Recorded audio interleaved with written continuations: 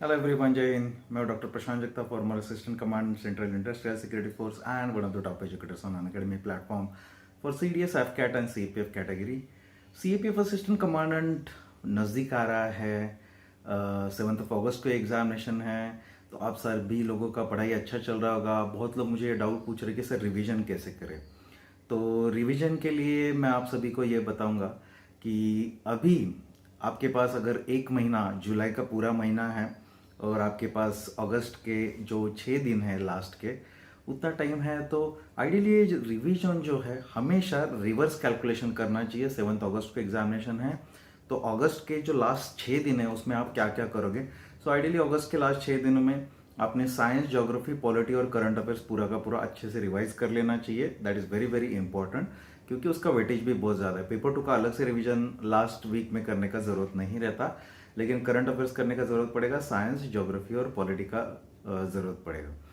जब जुलाई बचता है तो जुलाई में अगर आपको पॉसिबल है तो 10 डेज के 3 रिवीजन आप कर सकते हो, या फिर आप 15 डेज 7 डेज 7 डेज के 2 रिवीजन कर सकते हो, या फिर आप 12 डेज 10 डेज 8 डेज ऐसे वाला रिवीजन कर सकते हो.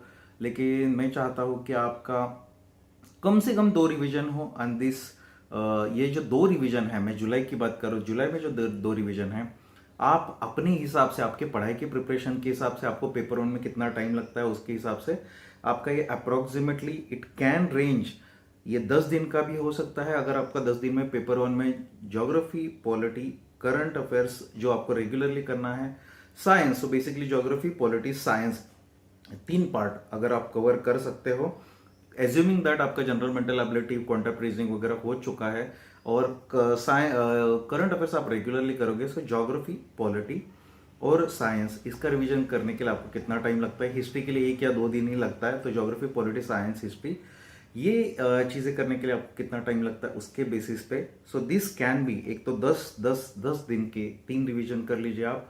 अगर ऐसा आपके लिए पॉसिबल नहीं है, ज़्यादा दिन लग रहा है, तो आप ऐसा कर सकते हो कि 15 दिन, 10 दिन, 8 दिन ऐसे भी आप कर सकते हो. 15 दिन, 10 दिन, 6 दिन ऐसे भी आप कर सकते हो. अगर वो भी पॉसिबल नहीं है, व्हाट यू कैन डू, पहला रिवीजन 20 दिन का, दूसरा रिवीजन 10 दिन का, और अगस्त का लास्ट का 6 दिन ऐसा भी आप कर सकते हो. This is the most appropriate strategy. जो पढ़ा लिखा है, जो पढ़ा हुआ है, उसको रिवाइज करना उतना ही ज़रूरी है जितना आप नया पढ़ रहे हो. क्योंकि अभी नया पढ़ोगे तो वो दिमाग में जाता भी नहीं है, और जो पुराना भूल गया तो वो कुछ काम में नहीं आने वाला.